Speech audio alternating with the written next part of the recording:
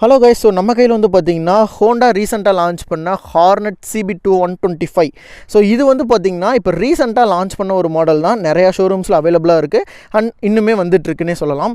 இந்த வண்டியில் என்னென்ன பாசிட்டிவ் விஷயங்கள் இருக்குது அப்படிங்கிறது ஒன் பை ஒன்னாக பார்த்துருவோமா. எனக்கு தெரிஞ்சு ஃபஸ்ட்டு விஷயம் அப்படிங்கிறது இதோட என்ஜின் தான். என்ஜினை பொறுத்த வரைக்கும் அந்த SP அண்ட் CB ஷைன் 125 அதோடைய அதே என்ஜின் தான் யூஸ் பண்ணியிருக்காங்க. பட் என்னென்னா பவர் அவுட்புட் டிஃப்ரெண்ட்டாக கொடுத்துருக்காங்க. டார்க் இனிமேல் பெட்டராக இருக்குது.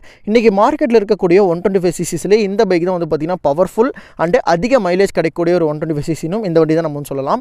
அட் த சேம் டைம் இதில் சிங்கிள் சேனல் ABS வந்து கொடுத்துருக்காங்க. ஸோ சேஃப்டி பர்பஸ் வைஸ் ரொம்பவே பெட்டராக இருக்கும்.